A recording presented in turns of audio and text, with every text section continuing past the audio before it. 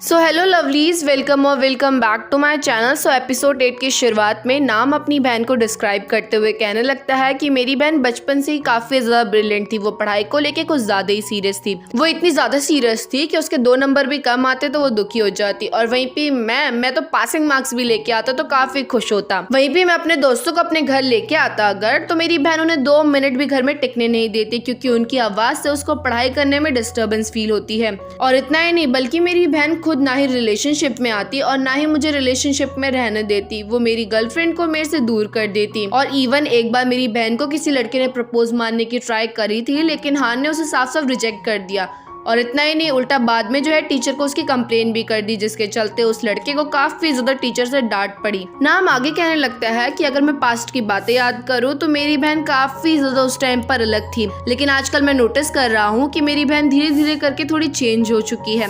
वो आजकल किसी को मैसेज करने में लगी रहती है और इवन काफी ज्यादा ब्लश भी करती है। और मुझे काफी तगड़ी फीलिंग आ रही है कि शायद से मेरी बहन भी किसी के प्यार के चक्कर में पड़ चुकी है। सीन प्रेजेंट में आता है, जहाँ पर हान काफी ज्यादा कंफ्यूज थी ये सोचकर कि कल जियोंग ने काफी बार हान को अपनी फीलिंग्स बताई, और इवन कल दोनों ने एक दूसरे का हाथ भी पकड़ा हुआ था। तो क्या इसका मतलब ये है कि वो दोनों रिलेशनशिप में हैं? वेल, इस कंफ्यूजन को दूर करने के लिए हान तुरंत ही अपनी मॉम के पास जाकर उनसे पूछने लगती है कि फादर और आपने एक दूसरे को किस तरह से डेट करना शुरू करा। जिस पर हान की मॉम का कहना था कि तुम्हारे फादर मुझे काफी बार डेट पर लेके जाया करते थे और इवन हमें एक दूसरे का हाथ भी पकड़ते थे। जिसे सुन हान अपनी मॉम से पूछने लगती है, तो क्या आपको फादर ने कभी कहा कि हम दोनों रिलेशनशिप में हैं? जिस पर हान की मॉम हान को कहने लगती है कि इसमें कहना क्या है, जब कोई पर्सन एक दूसरे से प्यार करता है और एक दूसरे को डेट कर रहा है और इवन एक दूसरे का हाथ पकड़े हुए है, तो इसका मतलब क्लियर है कि वो दोनों रिलेशनशिप में हैं।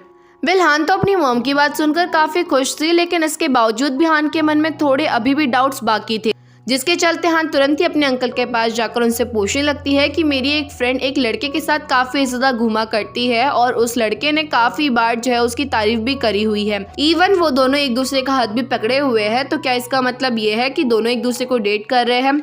जिस पर हान के अंकल का भी कहना यही था कि हाँ, जब 2 पर्सन एक दूसरे का हाथ पकड़े हुए हैं तो इसका मतलब क्लियर है कि वो दोनों एक दूसरे को डेट कर रहे हैं। वेल, हान अपने अंकल की बात सुनकर भी काफी खुश हो जाती है कि तभी अचानक से हान देख पाती है कि उस शॉप में नाम भी मौजूद था, जहाँ पर नाम तुरंत ही हान की ये बात सुनकर हान के पास आता और उससे पूछने लगता है कि क्या ये स्टोरी तुम्हारी और जियोंग की तो नहीं है। और इवन नाम के मुंह से ये बात सुनकर अंकल भी काफी शॉक्ड हो जाते हैं और हान से पूछने लगते हैं कि क्या तुम दोनों ने एक दूसरे का हाथ पकड़ा। जिस पर हान इस बात को टालते हुए कहने लगती है कि नहीं नहीं, ये सच में मेरे दोस्त की स्टोरी है और इसी रीजन की वजह से मैं ये सब कुछ पूछ रही थी। जिस पर नाम भी हान से कह देता है कि फिर ठीक है, इस चीज को तुम ज्यादा सीरियस मत लेना।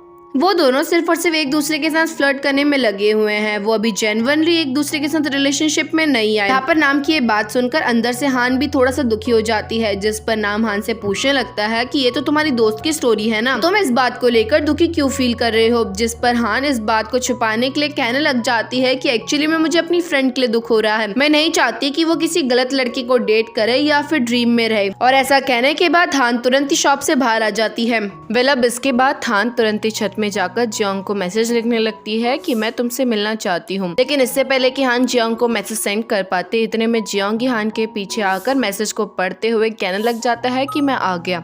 वेल, शुरुआत में तो हान जियोंग को अपने सामने देखकर काफी शॉक्ड हो जाती है और इवन हान को समझ नहीं आता कि वो जियोंग को ये बात कैसे पूछे। जिसके चलते हान बहाना बनाते हुए जियोंग से कहने लगती है कि क्या तुम पानी पिला सकते हो मुझे। अब हान पानी पीकर जियोंग से बात करने ही वाली थी कि इतने में हान देखती है कि नाम अचानक से जियोंग के गेट के बाहर खड़ा होकर उसके गेट को खटखटाने लग गया है। वेल, नाम तो यहाँ पर आया हुआ था जियोंग से किसी चीज के बारे में बात करने के लिए, लेकिन अब प्रॉब्लम की बात ये आ जाती है कि नाम को ऑलरेडी हान और जियोंग पे थोड़ा बहुत शक है, और अगर बाई चांस अभी नाम ने हान और जियोंग को एक साथ देख लिया तो नाम का वो शक असलियत में कन्वर्ट हो जाएगा। अब इसके बाद हान अपने आप को नाम से छुपाने के लिए तुरंत ही जियोंग के बाथरूम में घुस जाती है, जिसके बाद उल्टा नाम भी जियोंग के रूम में तुरंत ही घुस जाता है, क्योंकि नाम को इम्पोर्टेंट बात जियोंग से करनी थी। यहाँ पर नाम डायरेक्टली जियोंग से कहने लगता है कि तुम्हें मेरी बहन को डेट करना शुरू कर देना चाहिए। तुम उसे बार बार मिक्स फीलिंग देने में लगे हुए हो। कल तुमने उसका हाथ पकड़ा और इवन काफी बार उसकी तारीफ भी करी, और इस चीज के चलते उसे समझ नहीं आ रहा कि तुम दोनों एक दूसरे को डेट कर रहे हो, यानी कि तुम उसे लाइक भी करते हो कि नहीं करते। और इस रीजन की वजह से वो सभी लोगों से ये बात पूछने में लगी हुई है। वेल, जियोंग ने तो कल ड्रिंक कर लिया था, जिसके चलते जियोंग को बिल्कुल भी याद नहीं था ये बात कि उसने हान के हाथ को भी पकड़ा। लेकिन वहीं पे हान को तो सब कुछ याद था, जिसके चलते हान बाथरूम के अंदर बैठकर काफी ज्यादा अफसोस मनाने में लगी हुई थी। उसे समझ नहीं आ रहा था कि उसका भाई ये अनशन क्यों बकने में लगा हुआ है, और ऊपर से हान की कंडीशन इतनी ज्यादा बुरी थी, इसके चलते वो नाम को रोक भी नहीं सकती। पर खैर अब नाम आगे जियांग को कहने लगता है कि मेरी बहन तो तुम्हारे साथ रिलेशनशिप में आने के लिए काफी ज्यादा मरी जा रही है। तुमने कल उसका हाथ पकड़ा तो क्या तुम उसको कन्फेस नहीं कर सकते थे अपनी फीलिंग, जिसे सुन जियांग को अंदर से काफी खुशी फील हो रही होती है, क्योंकि एक तरह से जियांग को हान की फीलिंग के बारे में मालूम पड़ चुका है। वहीं पे हान की तो बाथरूम के अंदर काफी बुरी कंडीशन हो गई थी। हान को समझ नहीं आ रहा था कि वो किस तरह से अपने भाई को चुप करवाए, और इसी हड़बड़ी में गलती से हान बाथरूम के शावर को ऑन कर देती है, और फिर होना क्या था, देखते ही देखते हान भीग भी जाती है। यहाँ पर नाम को भी बाथरूम में से पानी की गिरने की आवाज आती है, लेकिन जियांग नहीं चाहता था कि नाम को ये मालूम पड़े कि हान उसके बाथरूम में मौजूद है, जिसके चलते जियांग तुरंत ही नाम को कमरे में से बाहर भेजते हुए कहने लग जाता है कि ठीक है, मैं तुम्हारी बात पर ध्यान दूंगा। जहाँ पर एक बार फिर से नाम वहाँ से जाने से पहले जियांग से कहने लगता है कि मेरी बहन थोड़ी सी पागल है, वो कभी भी रिलेशनशिप में नहीं आई, लेकिन एट द एंड वो काफी ज्यादा क्यूट है, तो तुम प्लीज उसका अच्छे से ध्यान रखना। और ऐसा कहने के बाद नाम वहाँ से चले जाता है। वेल नाम के वहाँ से जाते ही तुरंत ही जियांग सबसे पहले वॉशरूम में भागकर हान की कंडीशन को चेक करके आता है, जहाँ पर हान पूरी की पूरी पानी से भीग चुकी थी, जिसके चलते जियांग तुरंत ही हान को एक टॉवल देता है ताकि हान को जुकाम ना हो जाए। इसके साथ साथ यहाँ पर हान बाथरूम से बाहर आते ही तुरंत ही जियांग से पूछने लगती है कि क्या हम दोनों सच में एक दूसरे को डेट कर रहे हैं, जिसके जवाब में जियांग कहने लगता है कि ऑफ कोर्स हम दोनों ने कल एक दूसरे का हाथ पकड़ा, इसका मतलब यही है कि हम दोनों एक दूसरे को डेट कर रहे हैं। इसके साथ साथ जियांग हान को ये भी कहने लगता है कि क्या तुम मुझे डेट नहीं कर रही हो, मेरी फीलिंग्स तो तुम्हारे को लेकर काफी ज्यादा रियल है, कहीं तुम तो मुझे चीट नहीं करने वाली हो। जिसके जवाब में हान जियांग को कहने लगती है कि नहीं नहीं, ऐसा कुछ भी नहीं है, इवन मैं भी तुम्हें सचमुच में लाइक करती हूँ। जिसके बाद हान तुरंत ही वॉशरूम में जाकर जियांग की एक टी शर्ट को पहन लेती है ताकि हान को ज्यादा सर्दी ना लगे। इतना ही नहीं, इवन हान के बाहर आते जियांग ने यहाँ पर हान के लिए काढ़ा भी बनाया हुआ था ताकि हान ज्यादा बीमार ना पड़े, और इवन यहाँ पर जियांग ने हान के लिए एक फूल का बुके भी ऑर्डर करा हुआ था, क्योंकि वो एक तरह से ऑफिशियली एक दूसरे को डेट करने लग गए हैं। इतना ही नहीं, इवन यहाँ पर जियांग हान से कहने लगता है कि क्यों ना हम दोनों शाम को डेट पर चले, जिसके जवाब में हान जियांग को हाँ कह देती है। जिसे सुन जियांग काफी खुश होकर हान को तुरंत ही गले लगा देता और कहने लगता है कि तुम फाइनली मेरी गर्लफ्रेंड बन चुकी हो, जिसके चलते मुझे काफी अच्छा महसूस हो रहा है। इवन यहाँ पर हान भी जियांग को कहने लगती है कि मुझे भी काफी अच्छा फील हो रहा है। जिसके बाद हान काफी खुश होते हुए तुरंत ही अपने रूम में पहुंच जाती है, जहाँ पर हान को खुश होता हुआ देख नाम भी हान के रूम में पहुंच जाता है। नाम यहाँ पर हान से कहने लगता है कि मुझे मालूम पड़ गया है, तुम्हें फाइनली तुम्हारा बॉयफ्रेंड मिल चुका है, और मुझे पक्का यकीन है कि वो बहुत ही जल्द तुम्हें डेट पर चलने के लिए भी कहेगा। लेकिन अब नाम हान से कहने लगता है कि अगर तुम चाहती हो मैं इस बारे में किसी को भी ना बताऊं, तो तुम फटाफट से मुझे पैसे दे दो। और हान नाम को किसी भी कीमत पर पैसे नहीं दे सकती थी, क्योंकि नाम को ज्यादा ही पैसे मांगने में लगा पड़ा था, जिसके चलते हान गुस्से में आकर तुरंत ही नाम को धक्का मारते हुए कमरे से बाहर निकाल देती है। वेल अब नेक्स्ट सीन में हम दायोंग को देख पाते हैं, जो कि सोच में पड़ा हुआ था कि क्या उसे स्टिल जियांग को कॉल करना चाहिए कि नहीं करना चाहिए। कि तभी इतने में वहाँ पर लीहोंग आकर दायोंग से माफी मांगने लगती है और कहने लगती है कि मुझे तुमको फोर्स नहीं करना चाहिए था जियांग को कॉल करने के लिए। जिस पर दायोंग भी लीहोंग से कहने लगता है कि तुम्हें माफी मांगने की जरूरत नहीं है, एक्चुअली मैं उस दिन तो मैंने जियांग से बात करी ही नहीं, किसी लेडी ने जियांग का कॉल उठाया था और उसी ने जो है फालतू वालतू मुझे कहा था, लेकिन वो कोई यंग लेडी नहीं थी, उसकी आवाज थोड़ी भारी भारी सी लग रही थी, मुझे पता नहीं कि वो कौन है। जिसे सुनकर लीहोंग दायोंग से कहने लगती है कि मुझे समझ आ गया है वो कौन होगी। एक्चुअली मैं आजकल जियांग मेरी फ्रेंड के रूफटॉप में रह रहा है, तो हो सकता है कि उस दिन तुम्हें फालतू बोलने वाली और कोई नहीं बल्कि मेरी फ्रेंड की मॉम होगी। वेल अब इसके बाद हम वापस से जियांग को देख पाते हैं, जहाँ पर हान भी रेडी होकर पहुंच चुकी थी डेट पर जाने के लिए। इवन दोनों के दोनों यहाँ पर एक्साइटेड थे काफी ज्यादा, क्योंकि रिलेशनशिप में आने के बाद फर्स्ट टाइम वो लोग डेट पर जाने वाले हैं। और वेल ये लोग डेट पे जाने वाले ही थे कि तब इतने में दायोंग वहाँ पर भागते हुए आकर जियांग को सबसे पहले कस के गले लगाता है। यहाँ पर दायोंग जियांग से कहने लगता है कि अगर मुझे मालूम होता तुम इतनी बुरी कंडीशन में रह रहे हो तो मैं तुम्हें कभी भी यहाँ पर रहने नहीं देता। मैं तुमसे काफी टाइम से बात करने की सोच रहा था, लेकिन मैं नहीं चाहता था कि तुम मेरी वजह से प्रॉब्लम में आ जाओ, और इसी रीजन की वजह से मैंने तुम्हें कभी कॉल नहीं करा। इतना ही नहीं, इवन यहाँ पर दायोंग को और भी बहुत सारी बातें जियांग से करनी थी, जिसके चलते दायोंग हान से कहने लगता है कि तुम थोड़े टाइम के लिए यहाँ से जा सकती हो, मुझे जियांग से कुछ इंपॉर्टेंट बात करनी है। जहाँ पर सबसे पहले तो जियांग दायोंग से ही मना करते हुए कहने लगता है कि मैं भी अपनी गर्लफ्रेंड के साथ डेट पर जाने वाला हूँ, जिसके चलते मैं तुम्हारे साथ नहीं जा सकता। लेकिन हान भी दायोंग की कंडीशन को समझती थी, जिसके चलते हान जियांग से कहने लगती है कि कोई बात नहीं, मैं थोड़ी देर रुक जाती हूँ। जिसके बाद दायोंग और जियोंग एक रेस्टोरेंट में जाते हैं, जहाँ पर दायोंग जियोंग के लिए चेयर तो निकालता है लेकिन जियोंग उस चेयर में बैठता नहीं और ये चीज़ दायोंग को काफ़ी अजीब लगती है। दायोंग जियोंग से कहने लगता है कि जब भी मैं चेयर निकाला करता था तो तुम हमेशा उसी चेयर में बैठ जाया करते थे, लेकिन तुम आज क्यों नहीं बैठे मेरी चेयर पे।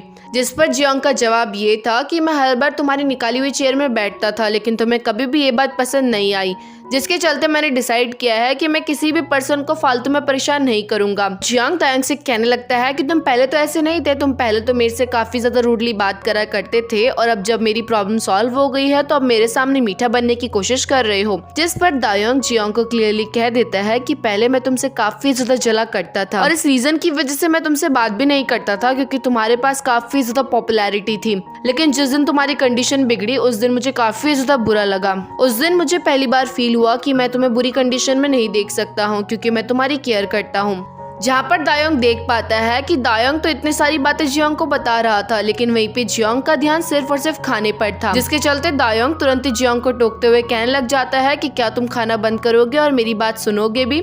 जिसके चलते जियोंग भी दायोंग को रूडली कहने लग जाता है कि जल्दी कहो जो तुम्हें कहना है, मेरे पास टाइम नहीं है, मेरे पास एक गर्लफ्रेंड है और उसके साथ मुझे डेट पर भी जाना है। जहाँ पर जियोंग के इस जवाब को सुनकर दायोंग भी जियोंग से कह देता है कि उल्टा मेरे पास तो मेरा खुद का क्लिनिक भी है और मैं अपनी जॉब को छोड़कर यहाँ पर आया हुआ हूँ सिर्फ और सिर्फ तुमसे बात करने के लिए। जहाँ पर दायोंग की ये बात सुनकर जियोंग कहने लगता है कि हाँ, बात तो तुम भी सही कह रहे हो। अब इसके बाद दायोंग आगे कहने लगता है कि वैसे मैं तुमसे यहाँ पर एक इम्पोर्टेंट बात कहने के लिए आया हुआ था और यहीं पे ये सीन कट हो जाता है। वेल, इनके बीच में क्या बात हुई वो तो हमें आगे ही मालूम पड़ेगा। अब इसके बाद जियोंग तुरंत ही अपने घर जाता है जहाँ पर हान जियोंग के आने का वेट करने में लगी हुई थी। जिसके बाद फाइनली जैसे ही हान और जियोंग डेट पर जाने ही वाले थे कि तभी एक बार फिर से जियोंग को इंटरप्ट करने के लिए इस बार क्योनमिन का कॉल आ जाता है। यहाँ पर क्योनमिन जियोंग को कॉल करके कहने लगता है कि मुझे तुमसे कुछ इंपॉर्टेंट बात करनी है, जिसके चलते मैं अभी के अभी तुमसे मिलना चाहता हूँ। बट जियोंग के लिए तो अभी हान ज्यादा प्रायोरिटी पे थी, जिसके चलते जियोंग क्योनमिन से कह देता है कि मेरे को भी अभी जरूरी काम है जिसके चलते मैं तुमसे नहीं मिल पाऊंगा। जहाँ पर क्योनमिन को जियोंग की ये बात थोड़ी सी बुरी तो लगती है और इवन क्योनमिन जियोंग से कहता भी है कि जब तुम्हारी कंडीशन काफी बुरी थी तो उस टाइम पर मैं तुम्हारे साथ था और अब जब सब कुछ ठीक हो चुका है तो तुम मुझे एकदम से भूल गए। लेकिन जियोंग क्योनमिन की बात को ज्यादा सीरियसली नहीं लेता और तुरंत निकल जाता है हान के साथ डेट पर।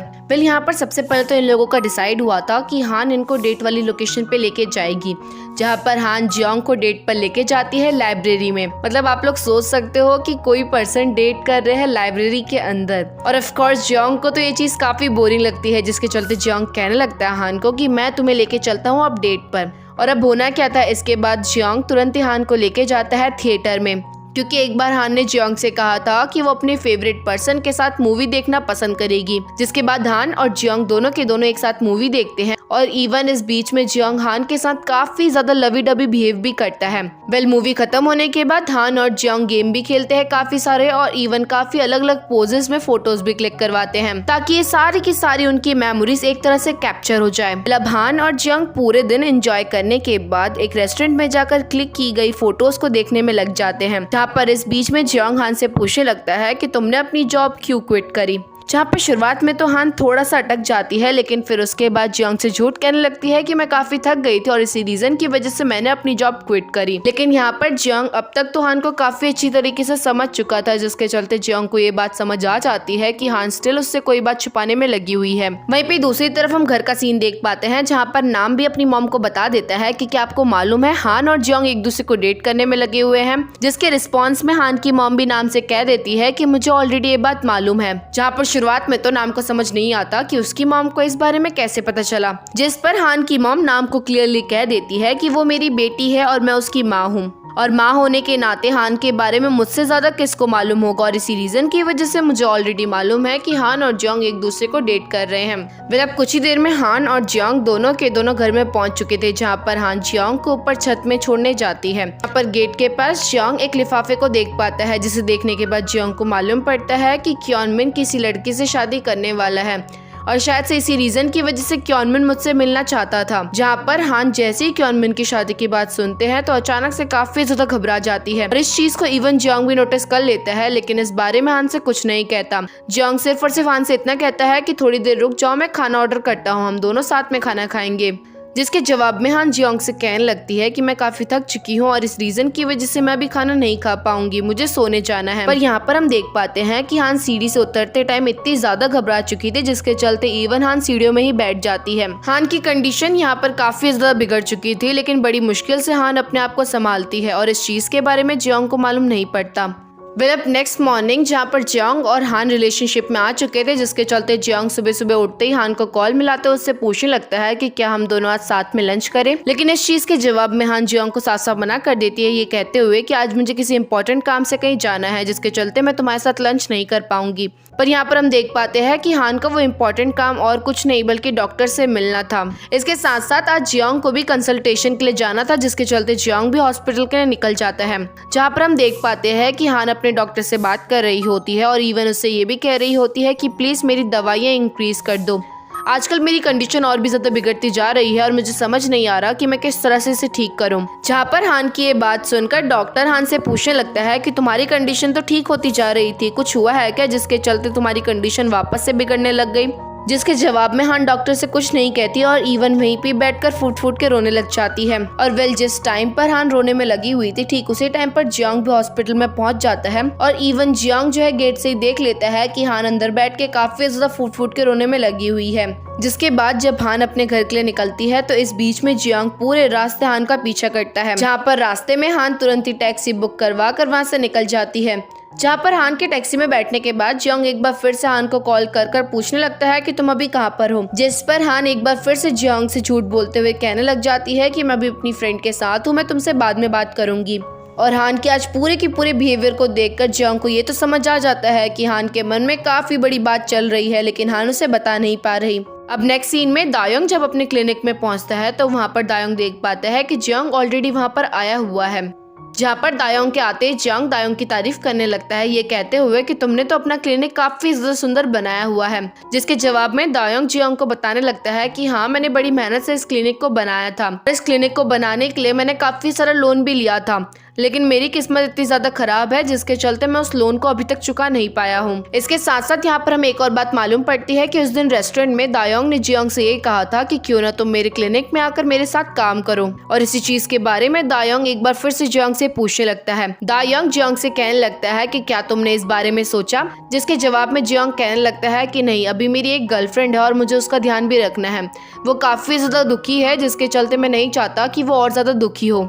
पर दायोंग को तो जियोंग की बात कुछ समझ नहीं आती। दायोंग को समझ नहीं आता कि गर्लफ्रेंड के होने की वजह से करियर का इससे क्या लेना देना है। इस पर जियोंग दायोंग को बता देता है कि मेरी गर्लफ्रेंड अभी जॉब नहीं करती और मैं नहीं चाहता हूँ कि वो किसी भी वे में दुखी हो। इसके साथ साथ जियोंग दायोंग से ये भी कहने लगता है कि जो तुमने मुझे ऑफर करा है यहाँ पर काम करने के लिए, मैं इसके बारे में बहुत जल्द तुम्हें सोच के बताऊंगा। अब इसके बाद जियोंग जैसे अपने घर पहुँचता है तो सोच में पड़ जाता है क्या उसे हान को कॉल करना चाहिए कि नहीं करना चाहिए। कि तभी इतने में वहाँ पर हान की मॉम और नाम पहुँच जाते हैं, जो कि जियोंग को जबरदस्ती खींचते हुए अपने घर लेके जाते हैं, ये कहते हुए कि तुम काफी कमजोर हो गए हो और तुम्हें खाना खाने की काफी ज्यादा जरूरत है। इवन यहाँ पर नाम तुरंत ही जियोंग को खींचते हुए हान के रूम में लेके जाता है और उससे पूछने लगता है कि क्या तुमने अभी तक हान को प्रपोज मारा। जिसके जवाब में जियोंग नाम को बताने लगता है कि नहीं, मैंने अभी तक तो हान को प्रपोज नहीं मारा, लेकिन मैं इस बारे में सोच रहा हूँ। जिसे सुन नाम कहने लग जाता है कि ठीक है, फिर मैं तुम्हें एडवाइस देता हूँ कि किस तरह से तुम्हें हान को प्रपोज मारना चाहिए। और यहाँ पर नाम जियोंग को बता ही रहा था कि उसे हान को किस तरह से प्रपोज मारना चाहिए कि तब इतने में नाम को हान की मॉम बुलाने लग जाती है। जहाँ पर अपनी मॉम की आवाज सुन नाम तुरंत ही अपने हाथ में पकड़ी हुई बुक को जियोंग को सौंप कर तुरंत ही कमरे से बाहर चले जाता है।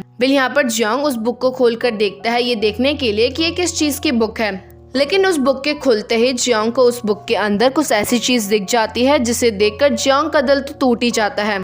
जियोंग को उस बुक के अंदर एक फोटोग्राफ मिलती है जिसमें हान और क्योनमिन थे और दोनों के दोनों उस फोटोग्राफ में इतने ज्यादा क्लोज दिखाई दे रहे थे जिससे क्लियरली समझ आ रहा था कि शायद से ये दोनों एक दूसरे के साथ रिलेशनशिप में थे पास्ट में। और ये चीज देखकर जियोंग को भी याद आने लगता है कि एक बार क्योनमिन ने उसे कहा था कि उसे हान को डेट नहीं करना चाहिए और इस रीजन की वजह से क्योनमिन को काफी बुरा लगेगा। इतना ही नहीं, जियोंग को एक और बात याद आने लगती है कि जब उसने हान से पूछा था कि क्या तुमने इससे पहले किसी को डेट करा है, तो इस चीज के जवाब में हान थोड़ा सा कंफ्यूज होते हुए जियोंग को कही थी कि नहीं, मैं आज तक कभी भी किसी के साथ रिलेशनशिप में नहीं आई। लेकिन उस टाइम पर हान थोड़ी कंफ्यूज थी अंदर से, यानी कि हान ने जियोंग से ये बात छुपाने की कोशिश करी। वहीं पे दूसरी तरफ हम हान को देख पाते हैं जो कि अपनी एक हॉस्पिटल की फ्रेंड से मिलने के लिए गई हुई थी। हान यहाँ पर उस फ्रेंड से पूछने लगती है कि तुम्हें तो मालूम पड़ गया होगा कि क्योनमिन शादी करने वाला है, जिसके जवाब में वो लड़की कहने लग जाती है कि हाँ, मुझे इस बारे में मालूम पड़ गया है और इवन मुझे भी मालूम पड़ा है कि क्योनमिन बहुत ही जल्द अपनी जॉब को भी छोड़ने वाला है। और इसका मेन रीजन ये है कि क्योनमिन जिस लड़की से शादी करने वाला है उसके डैड काफी बड़ी क्लिनिक के सीईओ है, जिसके चलते शादी के बाद क्योनमिन उसी क्लिनिक में काम करेगा। इसके साथ साथ वो लेडी हान को एक और बात कहने लगती है कि मुझे यकीन नहीं हो रहा कि क्योनमिन ऐसा काम कर सकता है। हमने इतनी मेहनत से रिपोर्ट रेडी करी थी और लास्ट में क्योनमिन ने सारा का सारा रिपोर्ट रेडी करने का क्रेडिट खुद को दे दिया। इवन क्योनमिन ने तो उस रिपोर्ट के अंदर तुम्हारा नाम तक नहीं डाला। अगर उस दिन क्योनमिन ने ऐसा काम नहीं करा होता तो आज तुम इस हॉस्पिटल की प्रोफेसर होती। जिसके बाद हमें फ्लैशबैक में दिखाया जाता है कि हान बचपन में काफी मन लगा के पढ़ा करती थी, लेकिन एक दिन अचानक से एक एक्सीडेंट की वजह से हान के डैड की डेथ हो जाती है और इस रीजन की वजह से हान काफी टूट जाती है और इवन एक नॉर्मल से हॉस्पिटल में काम भी करने लगती है। और वेल ये यही हॉस्पिटल होता है जिसमें हान अभी भी काम करा करती थी। वेल इस हॉस्पिटल में हान काफी मन लगा के काम करा करती थी और इसी बीच में हान की मुलाकात हुई थी क्योनमिन से, जहाँ पर क्योनमिन काफी ज्यादा हान की केयर करता था। और इवन एक दिन क्योनमिन हान से ये भी कहने लग जाता है कि मैं एक प्रोजेक्ट में काम कर रहा हूँ, क्या तुम इस प्रोजेक्ट में मेरे साथ काम करने में इंटरेस्टेड हो। और वेल हान तो शुरुआत से इन सब चीज को लेकर काफी ज्यादा इंटरेस्टेड थी, जिसके चलते हान खुशी खुशी क्योनमिन को इस काम के लिए हाँ कह देती है। लेकिन जिस दिन ये प्रोजेक्ट पूरा कंप्लीट होता है तो उस दिन क्योनमिन उस प्रोजेक्ट में से हान का नाम ही हटा देता है और सिर्फ अपना नाम लिखता है उस प्रोजेक्ट में। और ये चीज हान को काफी ज्यादा क्योनमिन की बुरी लगती है और इस चीज के बारे में हान इवन क्योनमिन से कंप्लेन भी करती है, जिस पर क्योनमिन बिना शर्म के हान से कह देता है कि हर कोई प्रोफेसर बनने के लिए ठीक इसी तरह से काम करा करता है और तुम चिंता मत करो, अगर हॉस्पिटल में कोई ठीक ठाक पोजीशन खाली होगी तो मैं उसमें तुम्हें रख लूंगा। पर स्टिल हान ने भी इस प्रोजेक्ट में काफी मेहनत करी थी, जिसके चलते हान को भी छोटा मोटा तो क्रेडिट मिलना चाहिए था। जिस पर क्योनमिन हान को ये कह के वहाँ से निकल जाता है कि अब तुम मेरा करियर बर्बाद करना चाहती हो क्या। अब सीन प्रेजेंट में आता है जहाँ पर हान सीधा जाती है क्योनमिन से मिलने के लिए, जो कि एक रेस्टोरेंट में मौजूद था और बाकी अपने दोस्तों के साथ पार्टी एंजॉय कर रहा था। वेल हान को वहाँ पर देखकर क्योनमिन थोड़ा सा डर जाता है, लेकिन वहीं पे हान को तो क्योनमिन के लिए काफी गुस्सा आ रहा था, जिसके चलते हान तुरंत ही वहाँ पर मौजूद एक जूस की गिलास को सभी लोगों के सामने क्योनमिन के मुंह पे फेंक देती है और कहने लगती है कि आई होप अगली बार से तुम किसी को यूज नहीं करोगे और ईमानदारी से अपनी लाइफ जियोगे। वहीं पे दूसरी तरफ दायोंग लिफ्ट का वेट कर रहा था कि तभी इतने में वहाँ पर लीहोंग आ जाती है। लीहोंग दायोंग को देखकर पूछने लगती है कि क्या तुमने जियोंग से बात करी, क्या जियोंग तुम्हारे साथ काम करने के लिए रेडी है। जिस पर दायोंग लीहोंग से कहने लगता है कि अब इस चीज के बारे में जियोंग ने मुझे कुछ नहीं बताया। वेल यहीं पे सीन कट होता है और नेक्स्ट सीन में हम देख पाते हैं हान को, जो कि नशे की हालात में काफी ज्यादा धो रखी थी, क्योंकि हान को काफी ज्यादा अंदर से दुख फील हो रहा था कि तभी अचानक से हान को लीहोंग का कॉल आता है। यहाँ पर लीहोंग हान से कहने लगती है कि तुमने मुझे बताया नहीं कि तुम जियोंग को डेट कर रही हो, जिसे सुनकर हान लीहोंग से पूछने लगती है कि तुम्हें इस बारे में किसने बताया, जिसके जवाब में लीहोंग कहने लगती है कि मुझे इस बारे में दायोंग ने बताया। एक्चुअली मैं दायोंग चाहता था कि जियोंग उसके क्लिनिक में आकर काम करे, लेकिन इस ऑफर को अभी जियोंग ने मना कर दिया। जियोंग का मानना था कि अभी वो तुम्हारे साथ है रिलेशनशिप में और अभी तुम काफी ज्यादा दुखी हो, और मे भी ऐसा भी हो सकता है कि जियोंग मन में ये सोच रहा हो कि अगर वो जॉब करने लग जाएगा तो तुम्हें काफी बुरा फील होगा, क्योंकि अभी तुम कहीं पे भी जॉब नहीं कर रही। वेल लीहोंग तो हान को सब कुछ बताने के बाद फोन कट कर देती है, लेकिन वहीं पे हान को तो अंदर से काफी ज्यादा बुरा फील होने लगता है। हान खुद से कहने लग जाती है कि मुझे लगता था कि जियोंग मुझे समझता होगा, लेकिन जियोंग में मुझे इवन नहीं समझता है। अब इसके बाद रात काफी ज्यादा हो चुकी थी और इवन बारिश भी होने में लगी पड़ी थी, और इवन हान इस बारिश के हालात में ऐसे ही बिना छाते के चल रही थी कि तभी अचानक से हान के सामने जियोंग आ जाता है, वो भी छाता लेकर, जहाँ पर हान जियोंग को देखकर उससे पूछने लगती है कि तुम मुझे इतना ज्यादा अपमानित क्यों करने में लगे हुए हो। लेकिन जियोंग को हान की कही हुई बात समझ नहीं आती। जियोंग को समझ नहीं आता कि हान उससे क्या कह रही है, जिसके बाद हान ये बात टालते हुए जियोंग से कहने लगती है कि मुझे लगने लगा था कि मैं डेट करने के लिए रेडी हूँ, लेकिन मैं ये चीज़ भूल गई कि जो खुद का ध्यान नहीं रख सकती वो किसी और का ध्यान कैसे रख पाएगी। वेल ऑफ कोर्स हान काफी ज्यादा दुखी हालात में थी और इवन वहीं पे खड़े होकर रोने भी लग गई थी, जो कि जियांग बिल्कुल भी नहीं देख पा रहा था। जिस पर जियांग हान को शांत करते हुए कहने लगता है, कोई बात नहीं, अगर तुम मुझे डेट करना नहीं चाहती हो तो मैं कभी भी तुम्हें फोर्स नहीं करूंगा। जब तुम रेडी होगी तभी मैं तुम्हें डेट करना शुरू करूंगा। मैं कभी भी तुम्हें फोर्स नहीं करूंगा डेट करने के लिए। और इवन तुम मुझे नहीं देखना चाहती हो ना तो कोई बात नहीं, सिर्फ और सिर्फ तुम ये छाता पकड़ लो ताकि तुम भीग ना सको। और ऐसा कहने के बाद जियांग तुरंत ही हान को वो छाता पकड़ाकर वहाँ से चले जाता है। जिसके बाद हम देख पाते हैं कि जियांग के जाने के बाद अब हान और भी ज्यादा वहीं पे बैठकर फूट फूट के रोने लग जाती है। और इसी के साथ हमारे एपिसोड 8 का यहीं पे एंड होता है। तो आई होप आप लोगों को मेरी एक्सप्लेनेशन पसंद आई होगी। अगर आपको सचमुच में मेरी एक्सप्लेनेशन पसंद आई है तो प्लीज गाइस वीडियो को लाइक करना मत भूलना, चैनल को सब्सक्राइब करना मत भूलना, ताकि नेक्स्ट एपिसोड आप जल्द से जल्द इस ड्रामे का देख सको। तब तक के लिए बाय।